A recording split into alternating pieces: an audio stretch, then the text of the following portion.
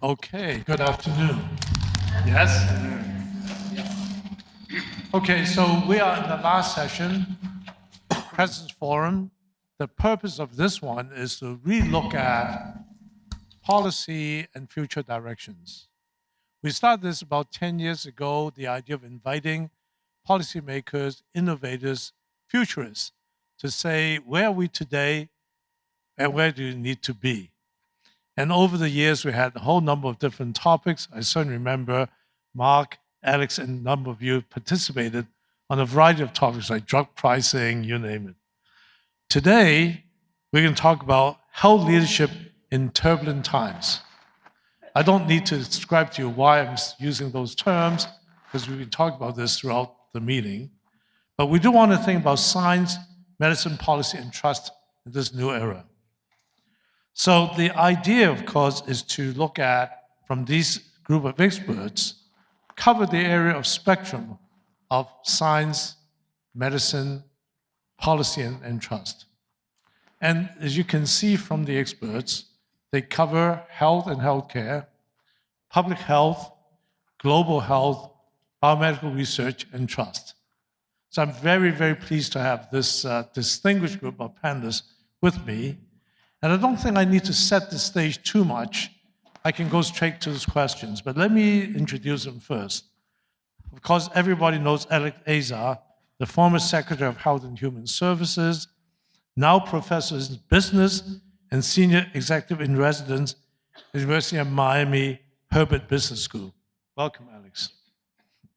Mark McClellan, former FDA commissioner, CMS administrator, and now the current director of the Duke Margolis Institute for Health Policy at Duke University. Welcome. Karen DeSalvo, former acting Assistant Secretary of Health, former National Coordinator for Health IT, and most recently, Google's Chief Health Officer. Welcome. And John Nkengasong, I would describe him as the founder, the first DG of Africa CDC. But he was the former senior bureau official for global health security and diplomacy at the US State Department, former US global AIDS coordinator, and of course, as I said, previously at the Africa CDC. He's now the executive director of higher education, collaborative and strategic initiatives at the Mastercard Foundation. John, welcome. And Elias Zerhouni, the 15th director of NIH, former president of Global Research Development at Sanofi, and currently the president of OPKO Health and co-founder of Modex Therapeutics. Elias. And certainly, last but not the least, Giselle Corbie, Kenan Distinguished Professor of Social Medicine and Medicine, co-director of Center for Thriving Communities, vice provost of Faculty Affairs at the University of California. North Carolina. It must be my block about UNC. That's true. That was last weekend's football game, right? All right.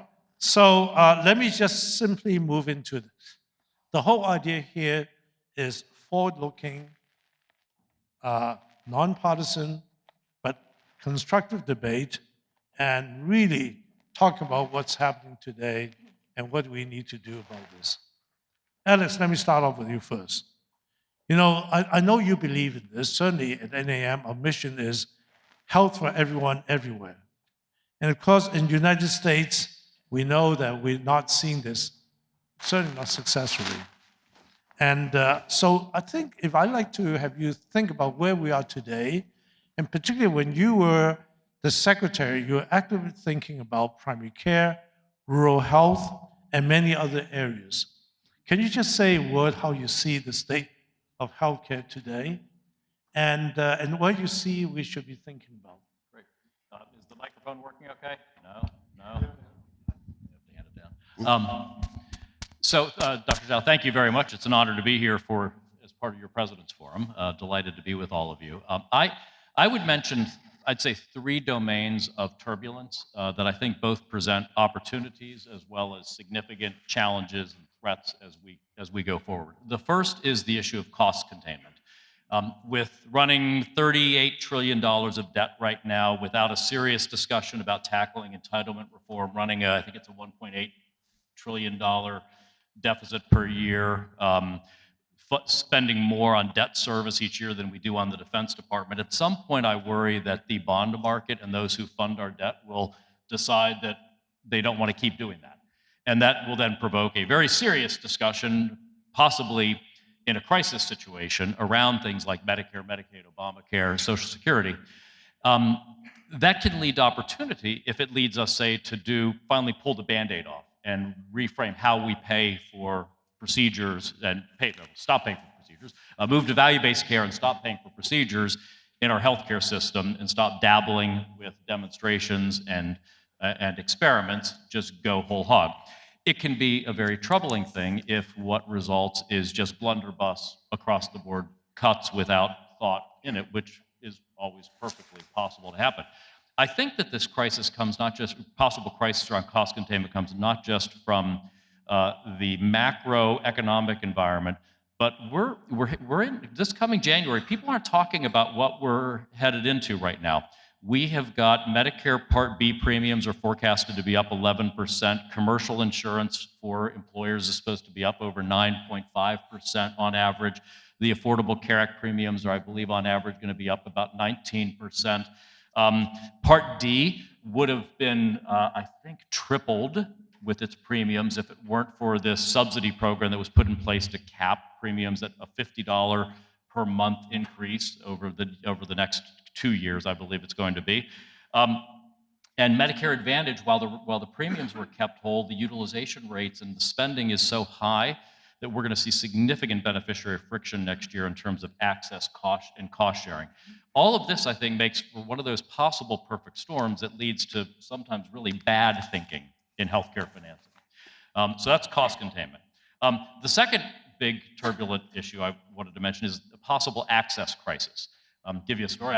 I'm a celiac with chronic diverticulitis, so I occasionally get both procedures at once, and it was going to take me over 3 months to see a GI. I'm the health secretary of the United States.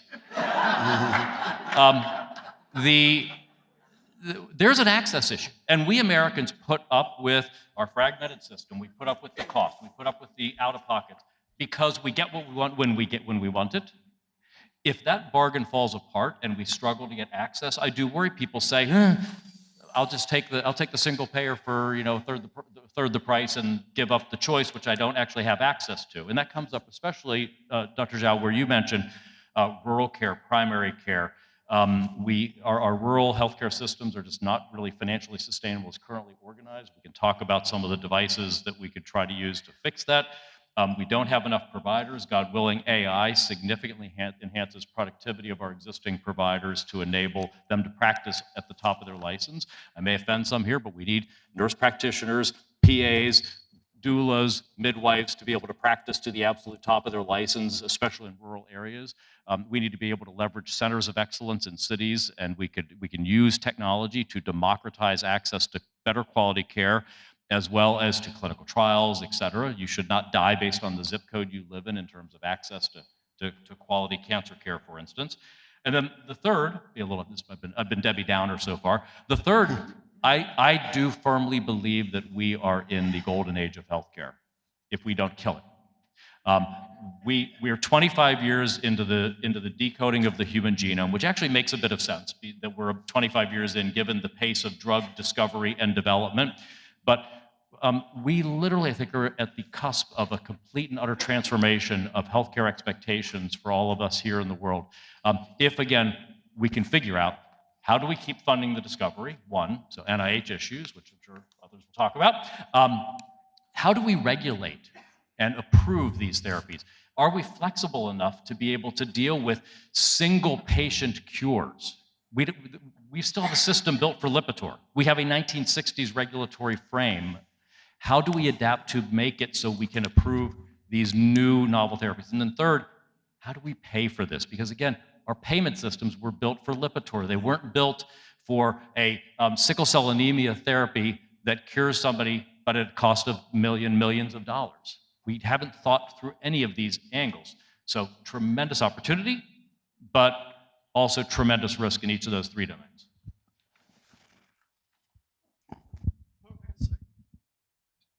Segue to you, Mark. You've been thinking a lot about this issue, right? And particularly, you've been talking about financing, value-based payment systems, et cetera. Tell us about what you think about the health system.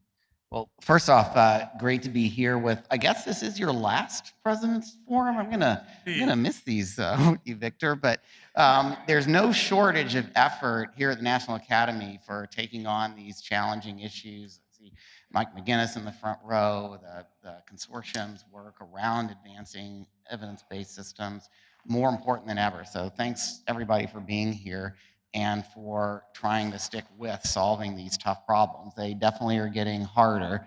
I think the practical end for healthcare organizations of what Alex mentioned about the cost pressures is really coming down in terms of trying to make ends meet and balance sheets for many types of healthcare organizations. Probably has been most prominent for the hospitals that are looking at some tight financial times now and some pullbacks, especially with the government shutdown of some Medicare programs and expectations for Medicare pricing pressure in the future, physicians as well, and no payment increases and actual reductions built into their payment systems. But then on top of that, the One Big Beautiful Bill Act, OBBBA, has, as you know, tightening both in terms of Medicaid eligibility redeterminations and work requirements, ACA, the enhanced tax credits that were implemented in 2021 in a previous legislation under the Biden administration with a Democratic Congress then are expiring, and also the so-called state-directed payments, the payments that go to uncompensated care for hospitals, are getting tightened down too. I could go on about the challenges, but every part of our healthcare payment system is squeezing the healthcare providers. And when something can't continue, that's maybe, I guess, Alex, why the silver lining here is there's some opportunities for change. I know sitting out there and talking to a lot of hospital and health system leaders, even leaders in some of the innovative care organizations, Medicare Advantage plans, ACOs, it's looking challenging right now.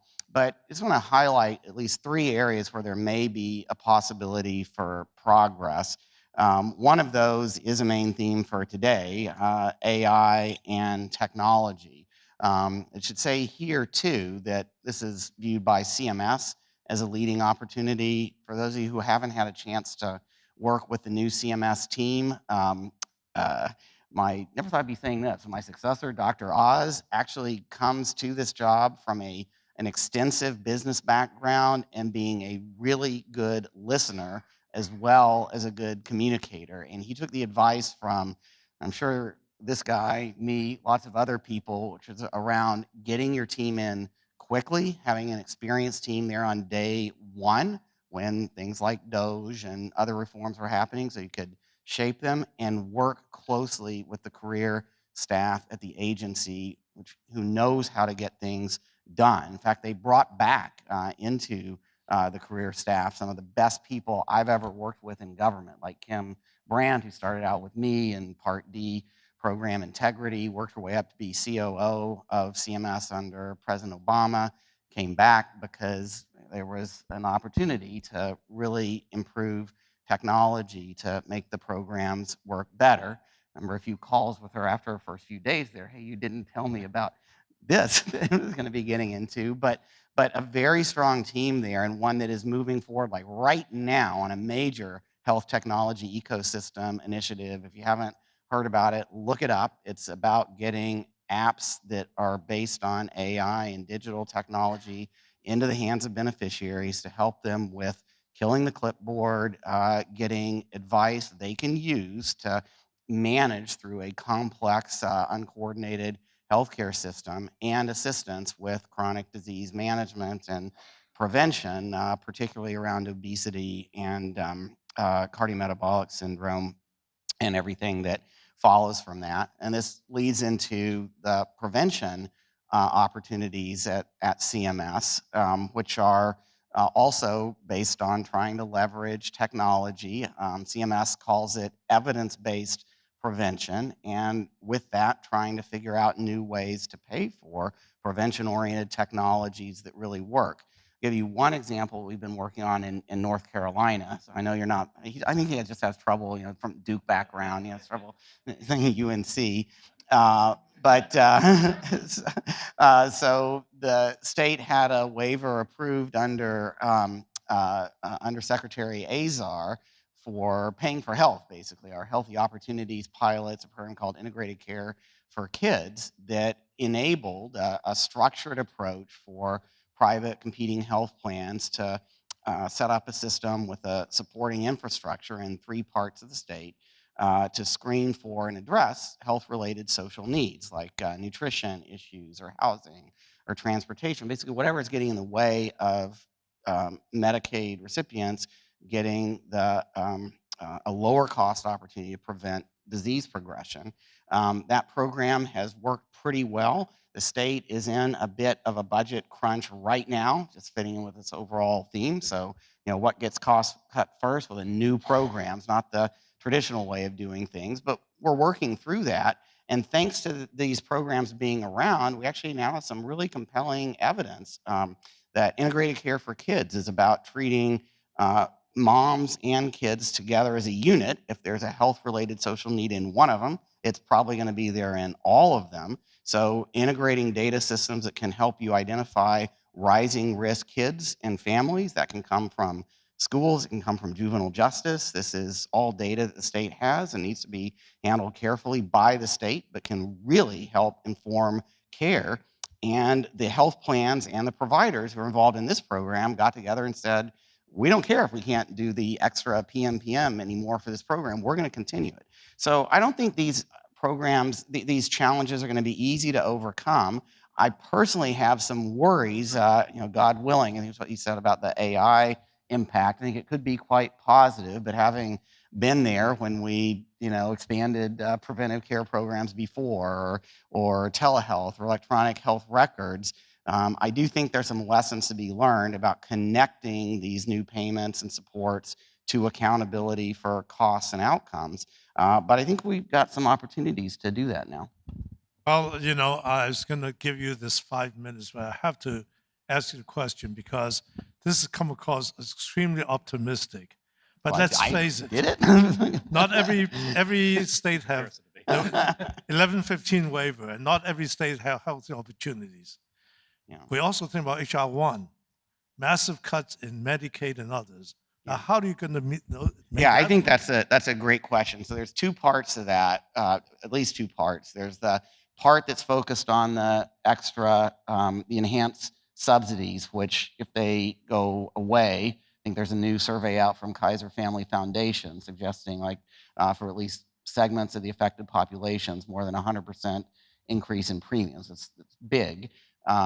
There is a lot of activity, as you know, not maybe on the surface level, but about working out some way to extend those. That's a legislative issue, and one that, we're going to take bets on this. I bet something ends up happening there. I'm not sure when, not sure how much longer the shutdown is going to go on, but I bet something ends up happening there to reduce that impact.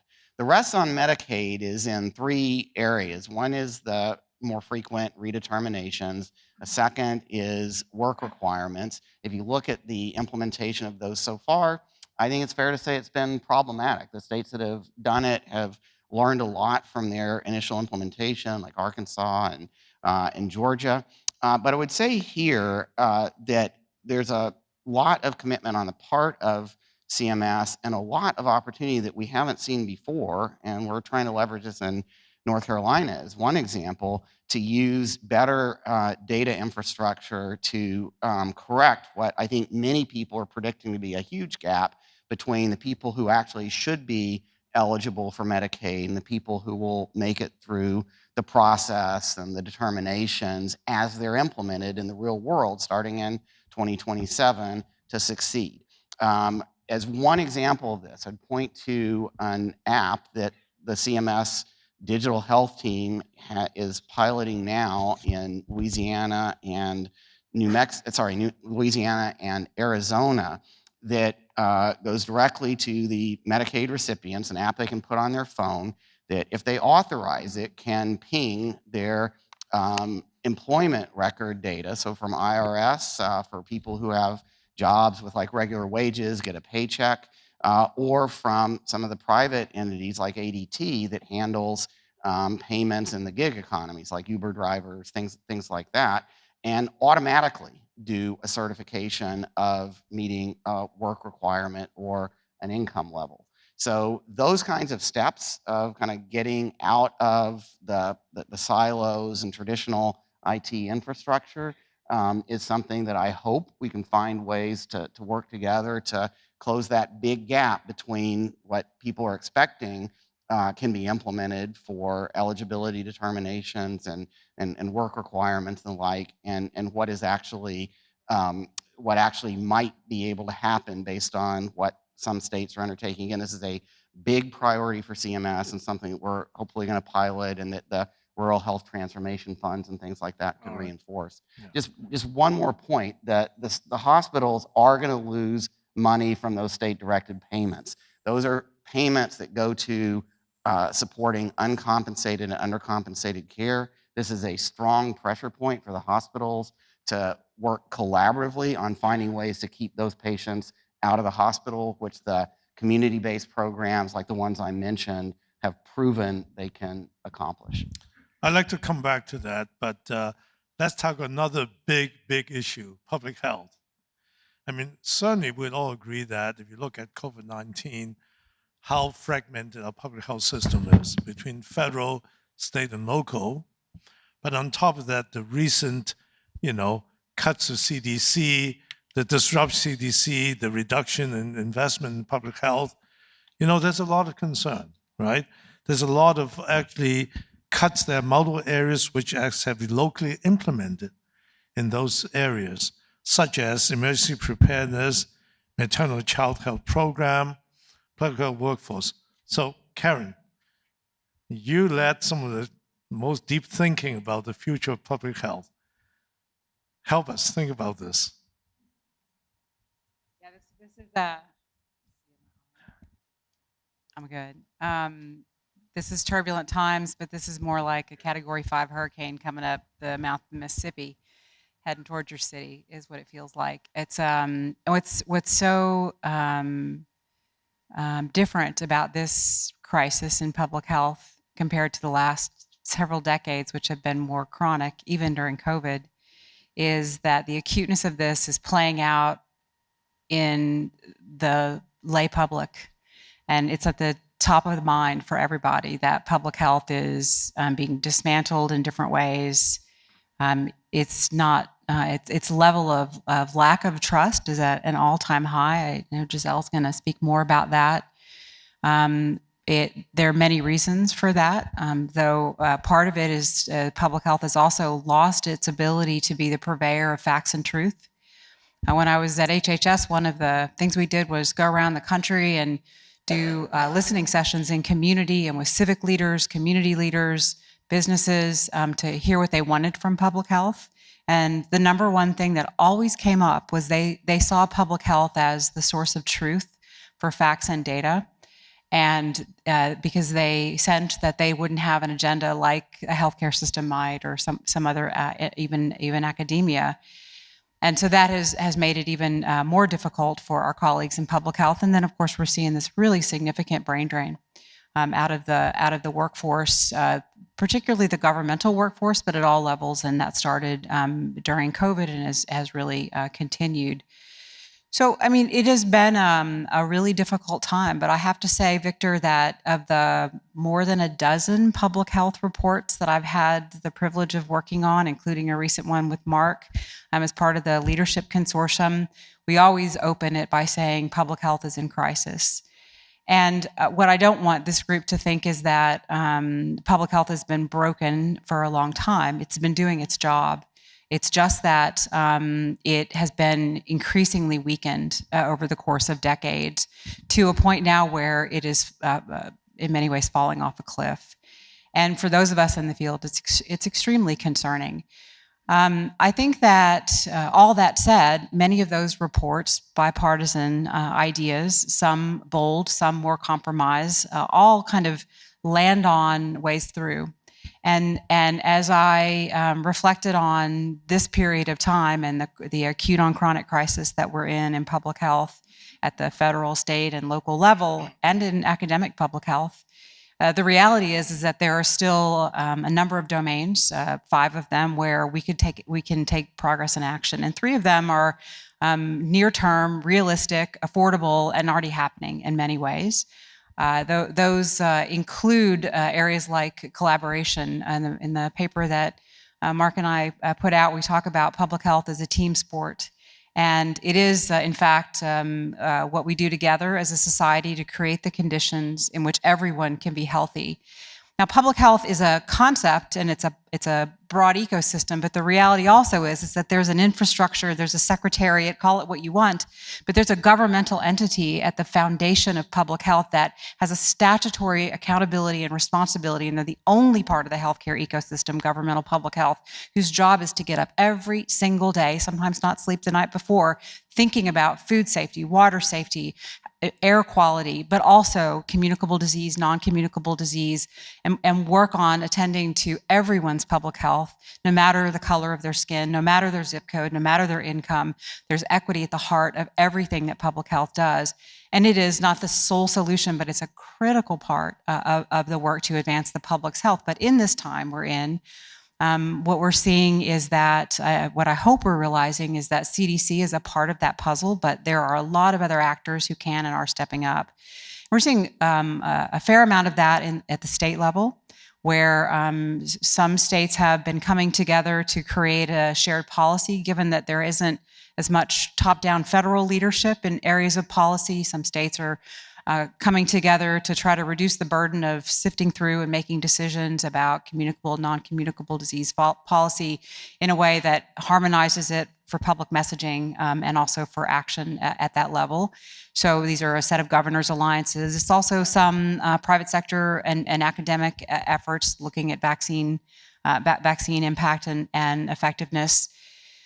Then there are other efforts that in the second big bucket are starting to come to fruition, and that is around data and technology and AI. The meeting today was on AI, and I could spend several days talking about public health and AI. I won't, but I will say that AI is only as good as the data that it can build upon, and the people who are making use of it to do good in community.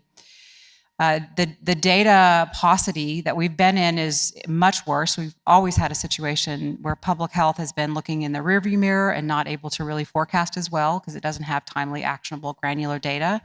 We've had tremendous strides and advancement in doing that because of the building out of the data infrastructure in the healthcare enterprise, which has developed a set of standards that are FHIR-based standards and a cloud-based approach to interoperability. That is now being ported over, conceptually at least, and strategically to public health. There's a good national framework and strategy that has been developed over the course of the last few years at the federal, state, and private sector actors and technology to think about this is the way we should be building our IT infrastructure. This is a way that will be more interoperable with healthcare to develop, to pull data insights in an appropriate way from that data. But it's stalling a little bit because of lack of funding. Now, what we're seeing in that space also are efforts like PopHive, which is being led by Yale, to pull together not only more traditional data sources, but also what I would call novel data sources like from Epic and also from sources like Google search trends to begin to create a shared, transparent, accessible, de-identified set of data to support population health assessments and surveillance. And indeed, PopHive started before there was any change in data at the national level, but that group knows that this is a way that there can be some information that can begin to be timely, actionable, and granular. And I'm very excited about use some novel signals. And then from that, begin to use tools and technology like AI to let public health do more with less, to help public health in all of its core functions like communication and its epidemiologic needs and necessities. I think the third area where we're seeing some more energy, but perhaps not as much as we need to quite yet, is in workforce. Because as great as it is to have things like data and technology, public health's not going to run on its own quite yet. Maybe in a few years, according to like research will, as Peter said shared earlier, public health will be a little more automated. But quite honestly, public health is so nuanced in the way that it needs to not only interpret but apply data and communicate with populations. It can be very helped by AI, but it really requires very community level. All I can think of to say is hand-to-hand combat, and that sounds so violent. That's not what it is, but you have to, when you do local public health, which I had the privilege of doing in New Orleans, it is about having coffee with people in a local church or a local library, or standing around a playground and talking to people to understand what matters to them and how the tools that you have can meet them where they are. And that workforce is really under strain. But on the other hand, it's learning to partner with healthcare in places like North Carolina. It's learning to partner with the private sector to improve its technology capabilities or its data capabilities. And academic medicine is increasingly forming partnerships. So something ASTO's been really pushing with the Public Health Foundation to try to create more strengthened public health partnerships. They have them in places like Texas and Florida, where the learnings and the workforce development aren't only dependent upon what the public health department can do, but it can be a partnership with academia. I think there's two other areas that are pretty important, which aren't near-term solutions, Victor, but have been talked about, and I don't think we can solve anything without a temporizing approach until we get to them. One of them is financing, and the other is structure. The financing component of public health is, we sometimes talk about it as boom and bust, but the reality is that public health at all levels of government is chasing the dollar. It's trying to figure out, what are the politicians, what does the community want us to do? It's sometimes relying on a rearview mirror look on what were the problems of the community to try to solve them. And so it's playing catch up all the time. And it doesn't have core funding that allows it to not only pay the light bills, but to be looking around the corner, which is one of the most important jobs that public health has. And the way we've talked about that in some of the bipartisan work we've done is a public health infrastructure fund. And there's some ways to think about expanding that into services. But at the end of the day, it's probably in the neighborhood of a gap of around $4.5 billion, which sounds like a really big number, but it turns out to only be about $13 a person a year, which you can't even get more than 3 cups of coffee for just about anymore. And so public health is ridiculously cheap, but it is doing its work without what academics might think of as indirect funds, like the way that they pay for their laboratories and some of the basics. Public health doesn't get that. Even if you give it a grant, the city council or state legislature usually takes that money and does something else with it. So it's kind of limping along in a way that makes it untenable for it to be there for everyone every day and look over corners. So we can talk more about that. It's a model. It actually made it through the House, not all the way through the Senate, but so it's some ideas that had some legs. The final area, though, that public health financing would help to structure in the way that value-based care maybe changes the structure of healthcare systems, is financing can lead to more harmonized structure. Now, look, I just got through saying public health there's not enough of it to go around, but in reality, we have some redundancy in public health. So if you live in Houston, you have a Houston Health Department, you have a Harris County Health Department, and then you also have a Texas State Health Department, all of which have statutory authority to protect and promote your health. And it's not entirely always clear which one owns which piece of that. And they're sometimes getting paid, sorry, Houston, to do some similar things, which is accreditation helps to sort of sort that through. Financing could really help it, especially if it were sort of a per person. Then they have to figure out how to divide up those funds in a way that, again, gets to be the core of it all, which is it's not about funding institutions, it's about funding the health of the population. And public health is struggling, I think, a little bit, a lot maybe, historically with how to get that right. So far, I'm kind of depressed. Yeah. Alex pointed out the problems. Mark kind of gave some solutions, but we need to scale. And of course, listen to you. We didn't even talk about, you kind of touched on data, but that's so important. But it's so fragmented. And now there's also restriction of data from the government and sources. It's a big problem. So I want to make sure we come back to some solutions. John, global health, another source of depression. It's just, can I borrow So you? John, as you know, with the massive cut in U.S. foreign aid, with the ODA cut back from many high-income countries, with WHO undergoing reorganization, with so many other things going on, everybody knows that global health is in trouble, both globally as well as, of course, in U.S. What are we doing in U.S. globally? Maybe you can say a word about how the global health landscape look like today, and then how do you think is the role of U.S.? And maybe in the second round, I ask you about the America First Global Health Plan. No, thank you, Victor. And let me just make sure that I don't break the trend of depressing news and I carry on with that. So if global health is in crisis, or public health is in crisis, global health is at a crossroads. And I joined the US CDC in 1994. And last year, when I left the Biden administration, went back to CDC and served as the Deputy Director for Global Health just for a few weeks, and then I retired. And the day that is after 30 years, and the day I turned in my badge and my computer, I felt like I was being disarmed.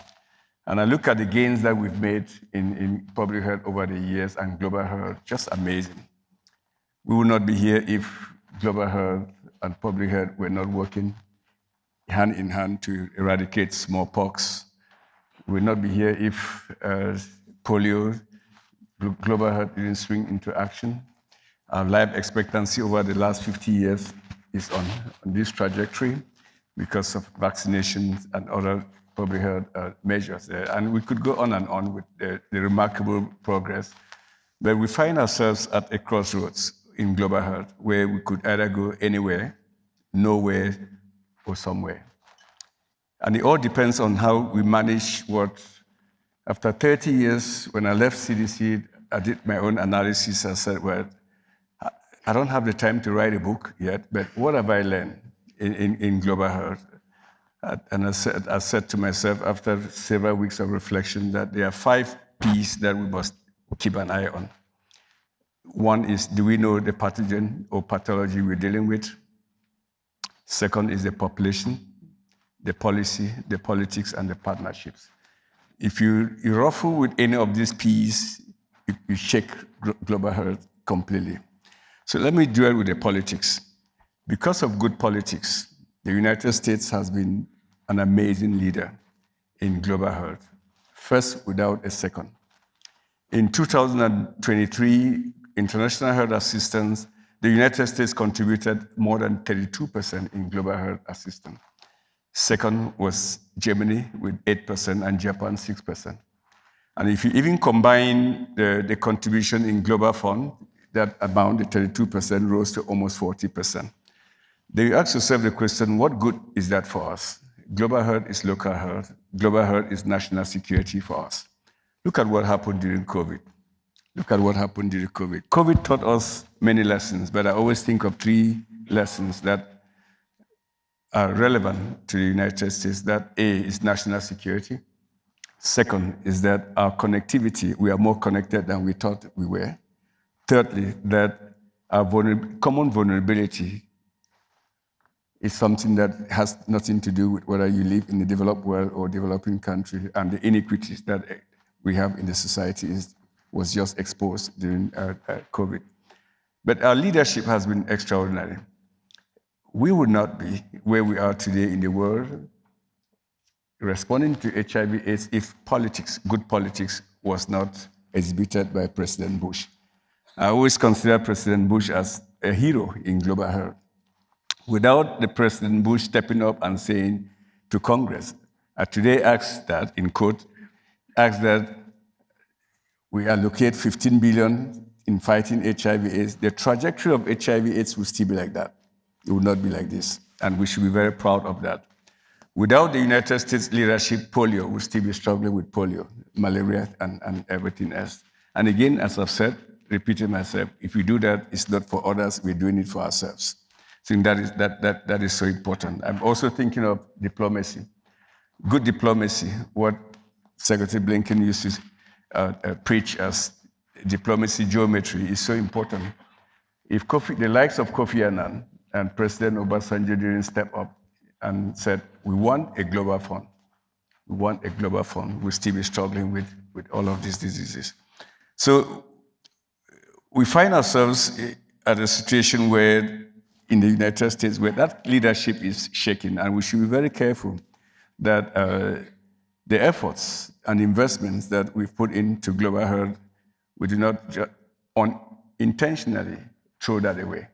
I mean, we do not see that. Again, as I've said, it's not doing it for others, it's doing it for others, but doing it for ourselves. It is who we are.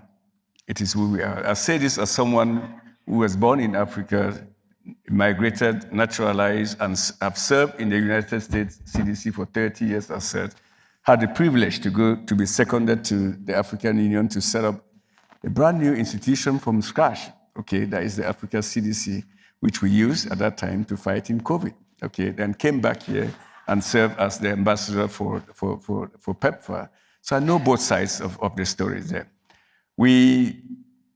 For HIV, we have the opportunity to have a soft landing, and say, well, we see the runway, and we are going to work with countries that we've supported over 5 years to transition these programs, 5 years in a coordinated way, versus dropping the plane. Okay, we saw the runway and we dropped the plane. In my 3 years in the Biden administration, I met with 11 head of states, and I went to the African Union and I met with 33 head of states in a sitting like this, and I said, we have supported you for 20-something years. Let's have a dialogue on where do we take it from here. And they said, what do you need? I said, I need a commitment, I need a roadmap on what, and it's there. You go on Google and you see the resolution that they took upon themselves to say. And they said, my last comment or reflection, when I met with the president of Botswana in December last year, just after the election, he said to me, Ambassador, I know what friends do for friends. You came to us, help us during the worst period of our history of our country, which is HIV/AIDS. HIV/AIDS was going to disseminate our country, Botswana, and we know that friends do not stay forever. Let's work together and transition.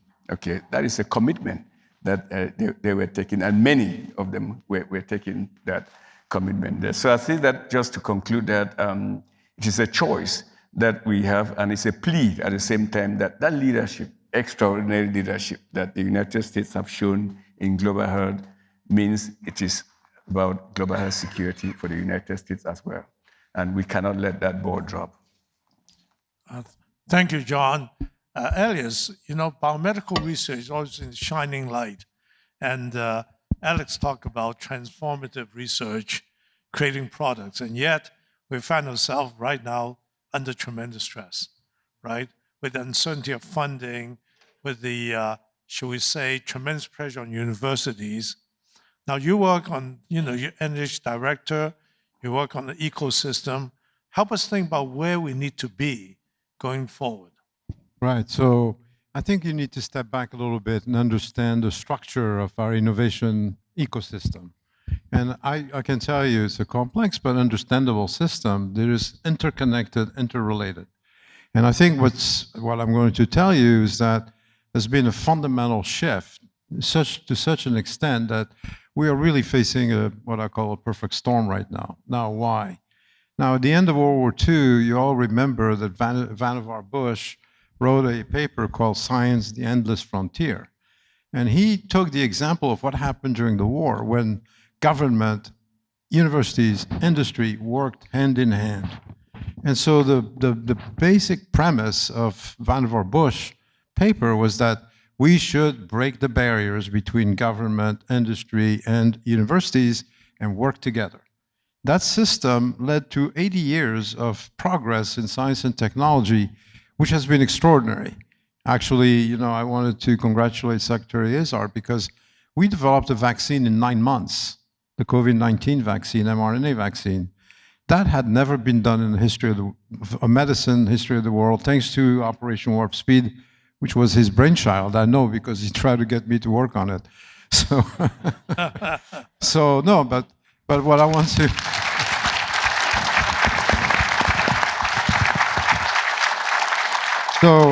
So the point I'm making is that we're seeing now, if you really look at diagnostics of our innovation system, why we end up where we are today, there are several phases. So 1945, endless frontier, collaboration.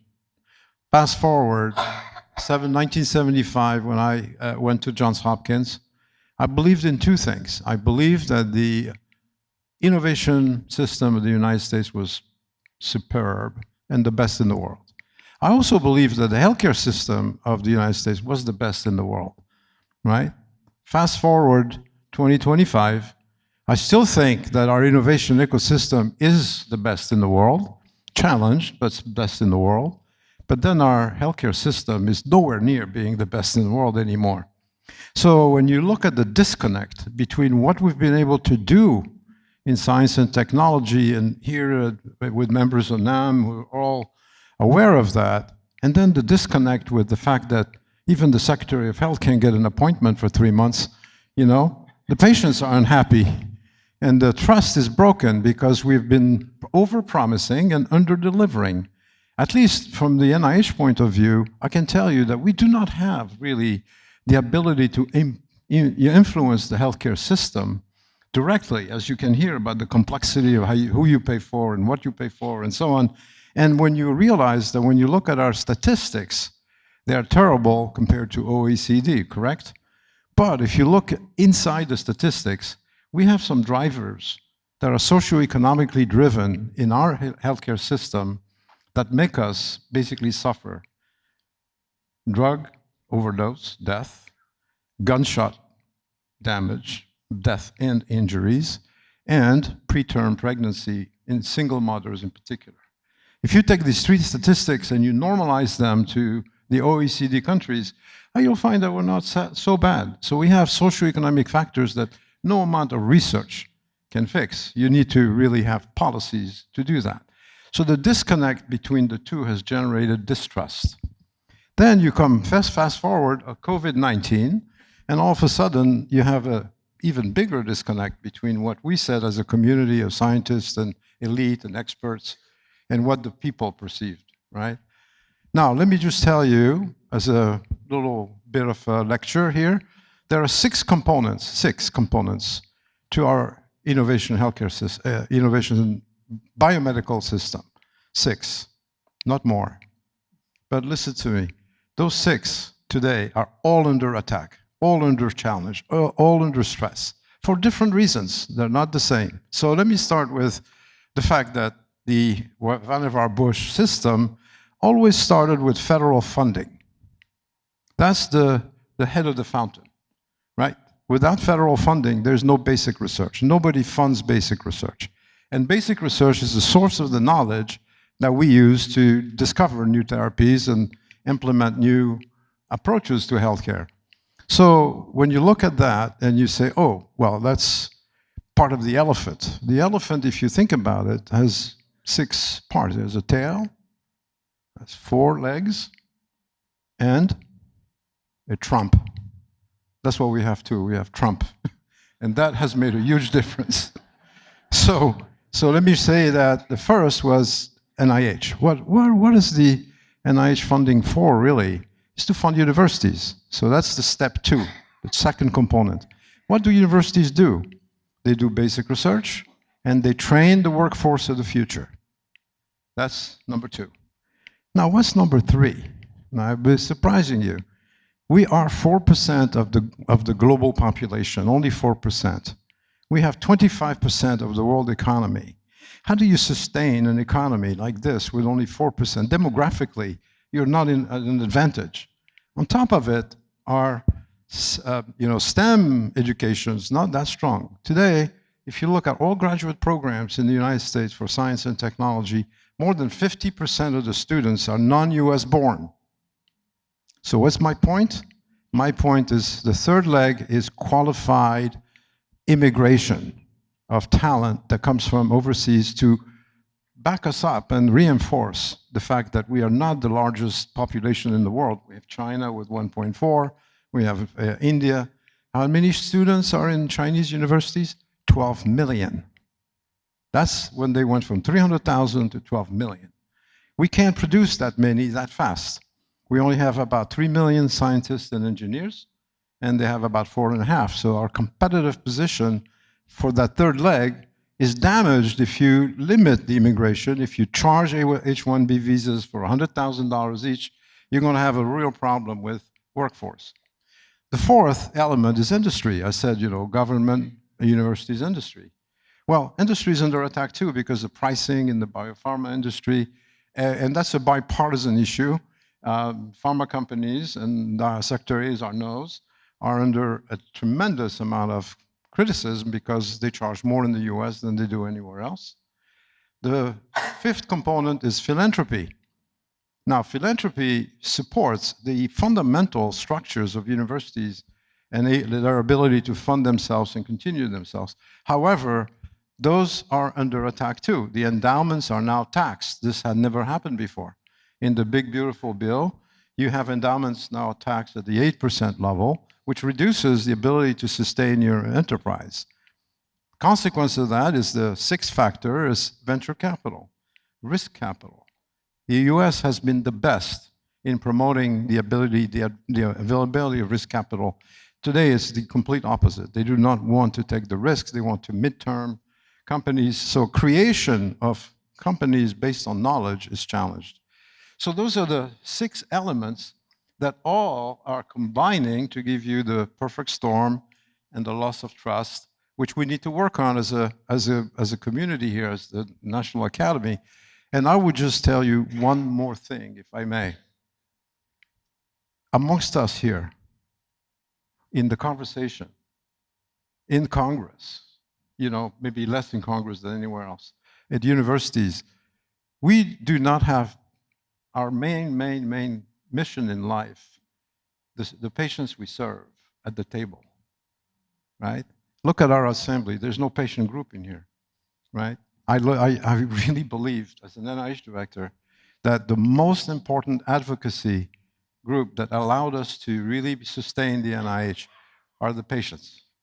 When I was named as NIH director, to remind you, the President Bush, who I agree has the best legacy in global health, told me the 2 things. He said, I'm going to double your budget. I maintain the promise to double your budget. And oh, by the way, we'll fight HIV/AIDS globally. Fast forward, the message is we want to cut your budget in 2, and we don't want any more to fight HIV/AIDS. So that's a 180-degree change. But the point I'm making is that if the patients are not with us at the table, right? They will be on the menu. They're already feeling like they're on the menu because we're promising things and they don't get it in healthcare.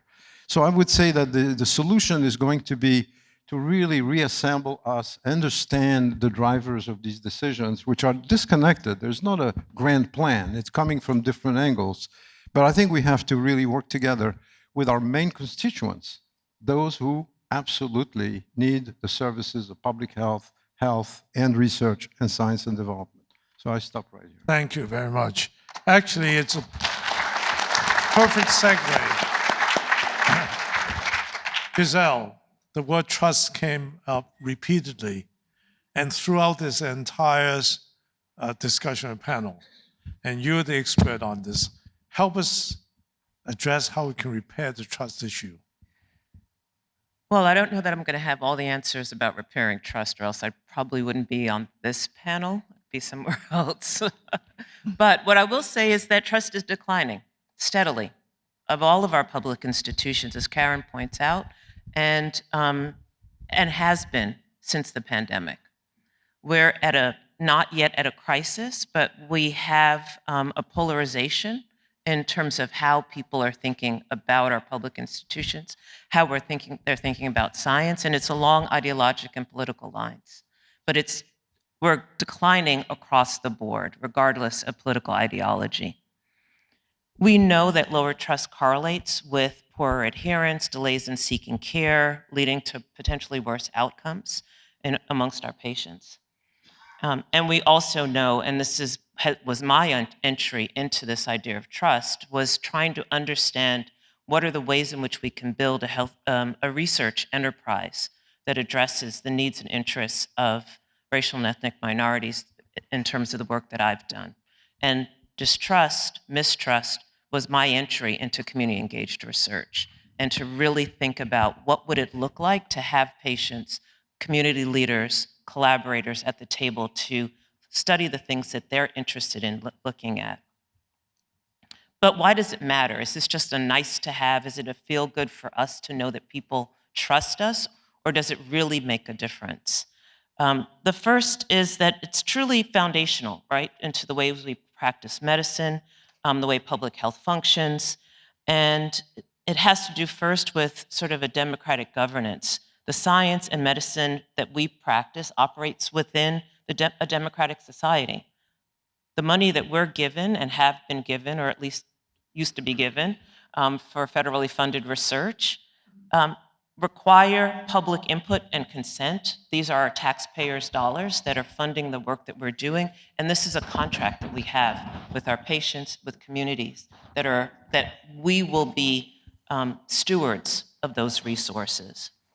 When our public doesn't trust scientific or medical institutions, they're less likely than to support evidence-based policies, and we're seeing this play out over and over again.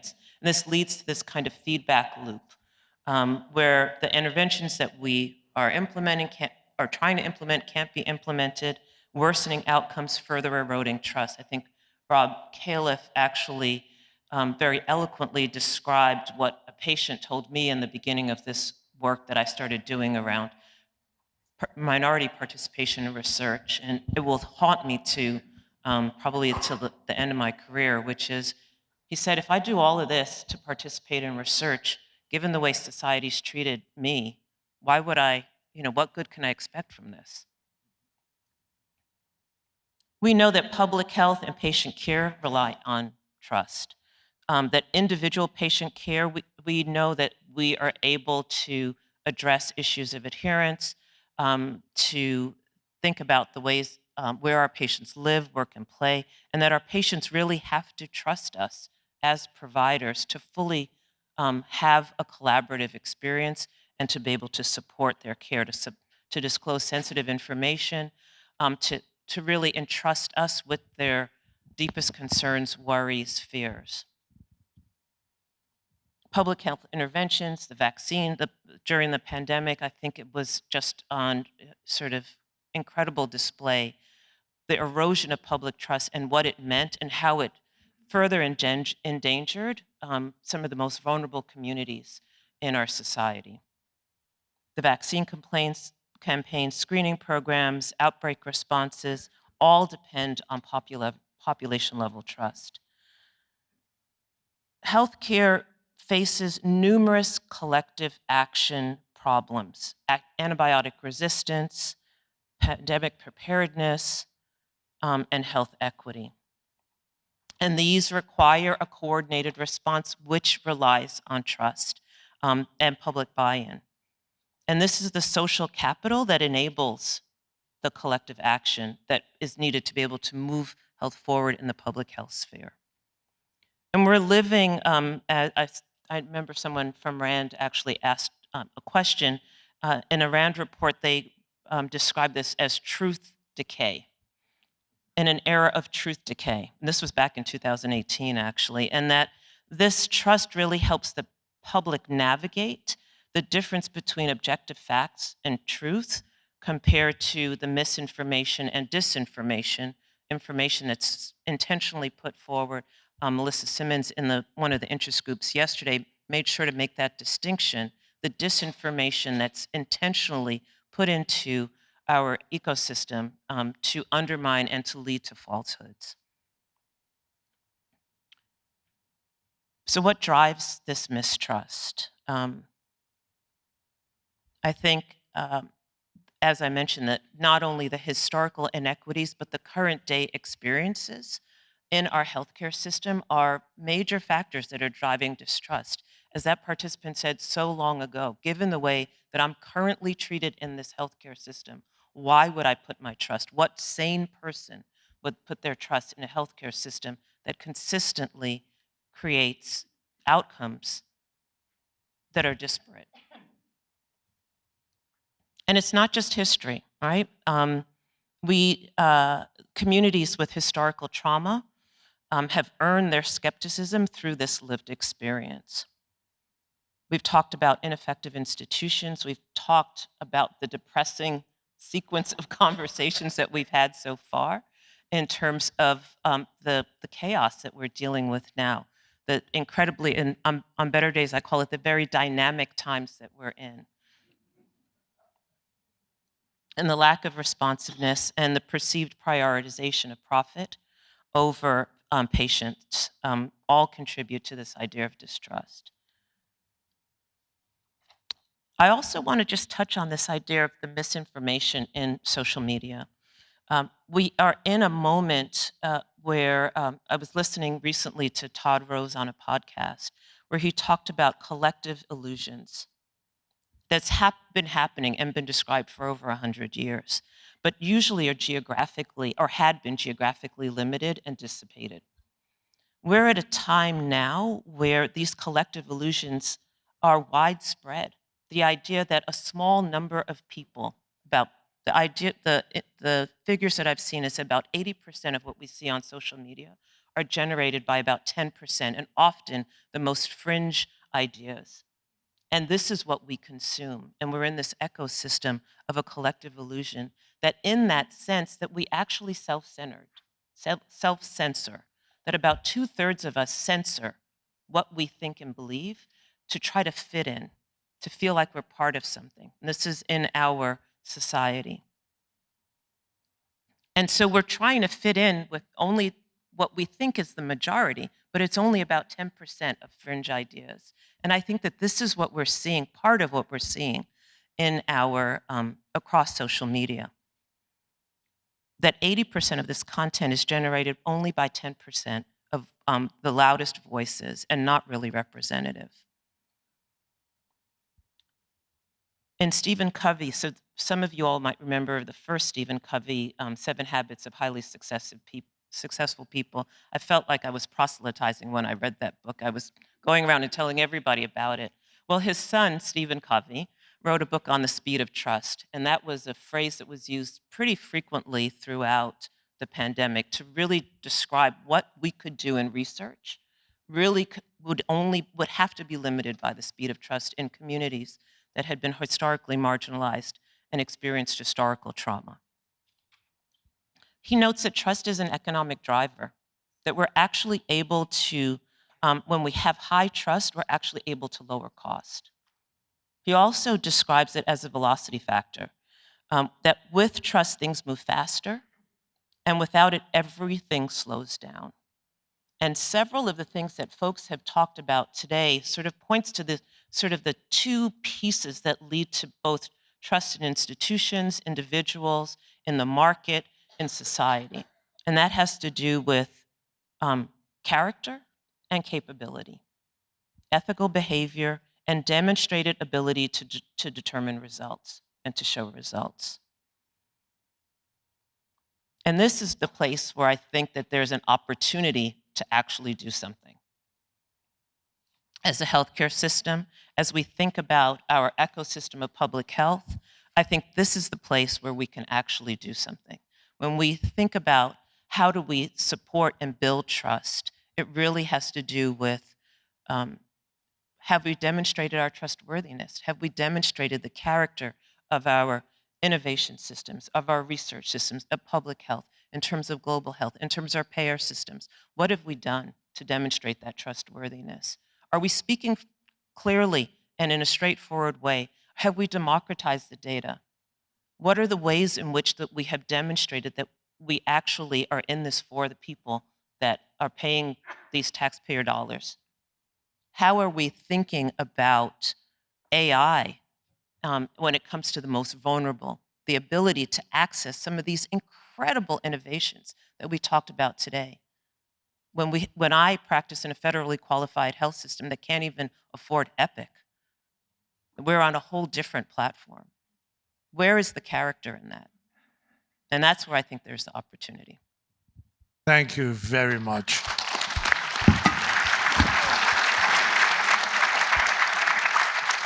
Well, first, let me give an apology.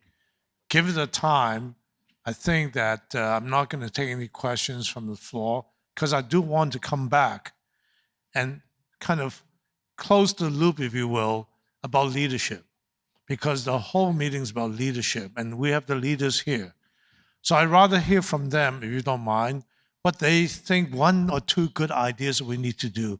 And Giselle, you end up really positive. Because at the end of the day, we live in a democracy, right? Where we are today is what people feel, what they vote, and what decisions are being made. So clearly trust is going to be a key issue in making sure that we serve the public well and that they understand what's needed. So let me go round this way with Alex. Think about leadership in turbulent times. Alex, talk about what do you think? What do we need to do in these turbulent times that you feel one or two things that should be done? So I get very nervous whenever anyone talks about solutions for the big issues in healthcare because I always say anyone who brings you utopian concepts in healthcare doesn't know what they're talking about. When I teach down at University of Miami, I always begin every class saying healthcare goods are economic goods follow economic laws, and if you build healthcare policy to a contrary assumption, you're going to be sadly mistaken. And as economic goods, healthcare goods are finite of supply, which means that in healthcare, it's always going to be tough choices and disappointment. I actually want to harken back to what Dr. Zerhouni said, which is if we keep the patient at the center, it's at least in a world of second best, a world of difficult choices, a world where payers, providers, patients have to make difficult choices based on a limited amount of money and supply. That gives at least hope because especially with the indomitable American individualistic spirit, care for themselves, their family, and demand for access to innovation. I think that's the ultimate check on the system that will make sure that we may muddle through, we may make mistakes, but at the end of the day, I think we will end up at the right place, even if it was very rough getting there, as it often is. Mark? Well, it is going to take some leadership to get from where we are to maybe not utopia, but progress towards some of the goals that this panel has talked about. It's worth remembering that we are spending an inordinate amount of money in healthcare. That's happening on the for-profit side. It's happening in big nonprofit systems, and we know we can do better because there are examples of doing better out there, starting with trust, which is so hard to build and so easy to lose. The most promising examples of healthcare reform I've seen start with strong primary care groups, FQHCs, that have figured out ways. Maybe they don't get the best Epic systems, or the ones that Duke and UNC have, but hey, at least they have figured out ways to get out in the community and are implementing programs that leverage the kinds of payment reforms that we've touched on here, and that I think have a strong opportunity for bipartisan support right now, especially with all those challenges with OBBA implementation and things like that we talked about. So strong primary care with teams paid for, not under fee-for-service, linked to strong support for community-based organization engagement. These are all exist around the country now and have been implemented in red states and blue states and everything in between.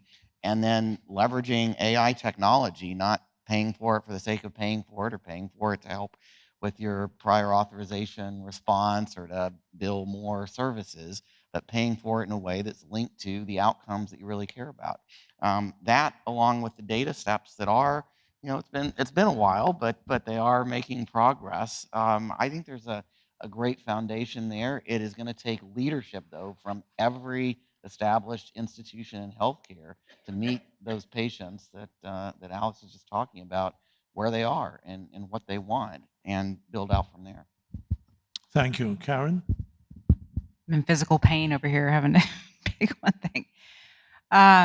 If I had to pick one thing, Victor, it would be that policymakers would change the way we finance public health so that it had a reliable stream of funding that would lead to structural and other changes. But since the public health emergency crisis of COVID didn't change that, I don't really see that happening. Which then lends you to me that I think actually, Alex, that AI brings an abundance model to everything in ways that could be good and bad, but it can bring abundance to public health. And I think if I were still in the seat in public health anywhere, I would be getting really smart, really fast about open source AI tools that I can use to help me do my work better, smarter, faster, cheaper, safer, more equitably, all the things that are principled and matter in public health. But there are plenty of companies out there interested in partnering with and working with public health that have demonstrated their willingness to do it during COVID, like with the contact tracing. Google, Microsoft, Apple partnered with public health. They want to step up again, I'm sure. And so anyway, there's friends of who want to help that public health understand how to use AI appropriately in their environment. But given that I don't see more resources coming, et cetera, I think it's a way to take advantage of the workforce you have. Now, Victor, you asked me about data, and I have to go back to that really quickly. So I have three things. A lot of the data we were collecting, the ways we were collecting it for public health insights was really inefficient and took years to collect. I commissioned BRFS data when I was FS data when I was a health officer. I was already in the federal government by the time we had the results. So we really do need to invest in novel signals. That's why this work at places like PopHive are so helpful. So I think also the one thing I would do is ask public health and the private sector and academia to turn their attention understanding novel signals like wastewater and social media data, et cetera, EHR data. Can it replace the expensive collection of data we have as a future, not just as a temporizing measure? John? Thank you, Victor. I think for global health, there are at least three things in leadership that I think we should be thinking of. One, let me start home, is sustained advocacy on the here. I mean, we have to, as I said earlier, the United States has been, up to now, a leader with a very distant second in global health. And all of that power came from the here.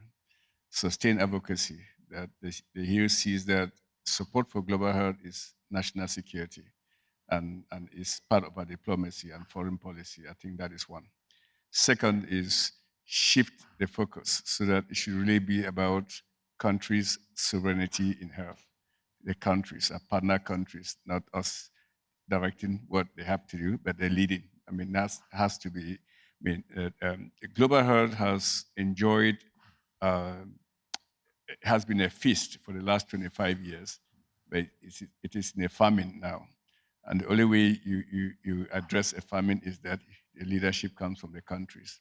Thirdly, and lastly, is the whole global health governance architecture needs to be re-examined. Global health architecture that has governed us for 80 years we need to hit a reset button and say, look, it took us this far, and life expectancy went this up. Where are we?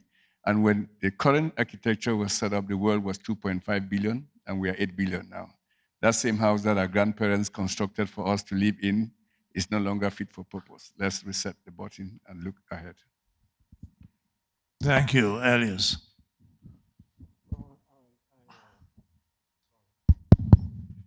I really think if you ask the question of leadership, I think the number one duty of a leader is to engage, right? Not remain in their little corner and not engage with the issues at hand.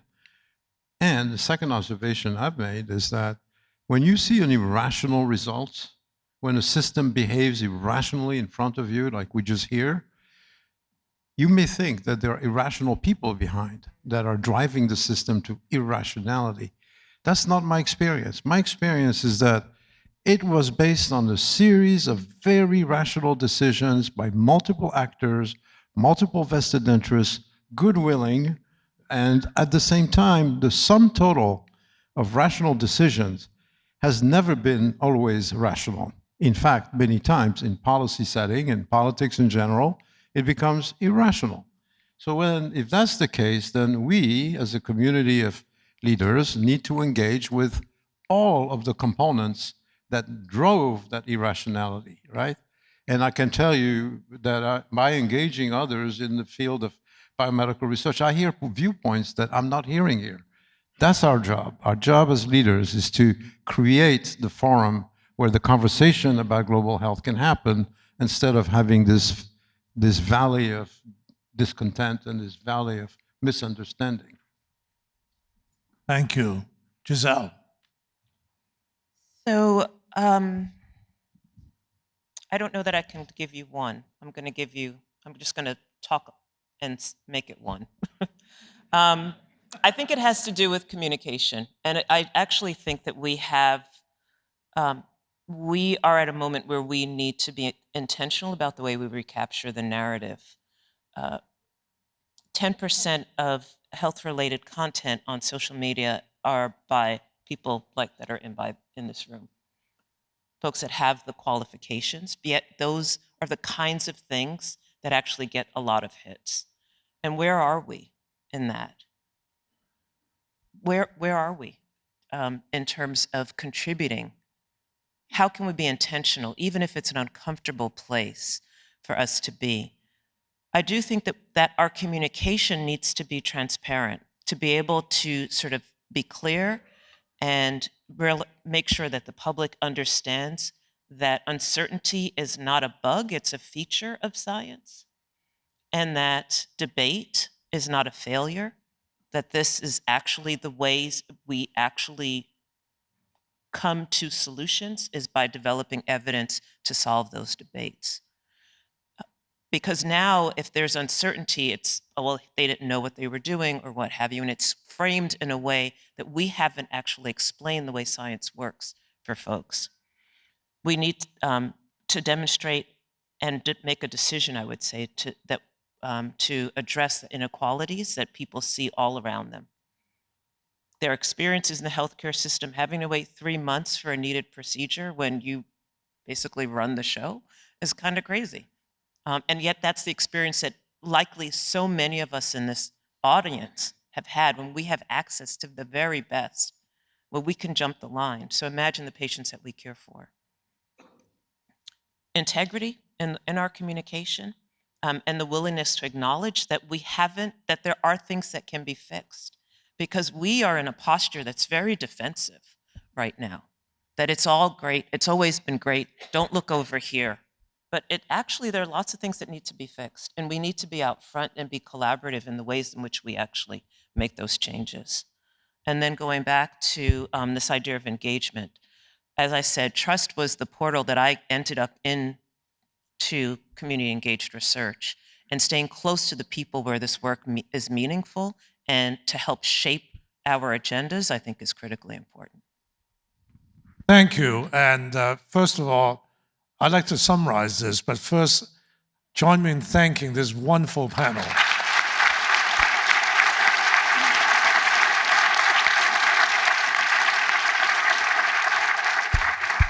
So when we put this forum together, we recognize that the challenge we face is enormous. And it's hard to say when we look at the whole system to, let's say, not include one or the other, which is why I want to make sure we talk about health, healthcare, public health, global health, biomedical research, and of course, the issue of trust. Now, recognizing how this complicated issue is, it is at the end of the day a system issue, but I want to summarize what I heard from this discussion. It's very, very clear, centered to this discussion is the people we serve. And are we, in fact, reaching the people we serve? Are we understanding, listening to what their needs are? Do we get the confidence and trust in them? And use the word integrity as well. So I would say, no doubt, that many of us, this academics included, tends to be too much inward-looking in terms of its ivory tower and not realizing, in fact, the big, big landscape out there. As I said, we live in democracy. Democracy is that everybody has a voice. And where we are today with policy is a reflection of people who decided what they want, and we've not done a good job there. So absolutely, meeting public expectation, public needs, engagement, and of course, ultimately making sure we have the trust. Second issue is asking why do we not have the trust, right? I think it's been very clear from throughout the discussion, including the last one, that we're not doing a very good job, right? Talk about wait times, talking about cost of care, talking about access and quality. I mean, clearly that we have not done as much, despite the fact we spend huge amount of dollars in our healthcare system and not getting the outcome that we want. So I think it's so important to understand that we have to do much better. That leads to the issue of system. We really don't have a very good system in any of the things we talk about. And I think everybody agrees that we need reform, we need change. But so many of us are quite hesitant to change because you know what? And John, I would say, PEPFAR money is there. The African country says, thank you, save a lot of lives. But not until more recently when they say, the Accra Reset says, we will have our own sovereignty health. We take care of ourselves as well. So I think when you think about, we all want things the way it is, maybe we should say we really need leadership to make those changes. Now, I'm not being political, what's being done right or wrong, but I would say, yes, there are lots of things we can do better, right? When you look at the waste reduction in the health system, US or globally, when you look at so many other things we can do, someone talked about the use of AI, and the first system is looking at, well, how do claims report? How do you bring in more dollars versus patient first? I think system has to change, and it goes all the way, Karen, through public health, healthcare system, global health, and the research enterprise as well. Right? So to me, those are the real issues. And I think the question for us is, what's our priority? And what we need is a discussion and priorities. Because Karen, you're right. At the end, financing does help. And as John said, in terms of global health, it is our national security as well. Well, when you look at the whole system, it's also about health and economy as well, right? So I think the nation needs to decide what our priorities are, and therefore finance those priorities, fix the system, and then make sure we address the public good. Well, I think this has been a phenomenal set of leaders from people who have led major parts of the government, organization. And I think that I'm sorry that we're not able to have more time for questions, but I thought that it's important for us to listen to leaders and come together with some solution. Well, for me, I'm encouraged because we have leaders who really understand this. And we have leaders who really want to do the right thing. So I would like to end this meeting with a positive note.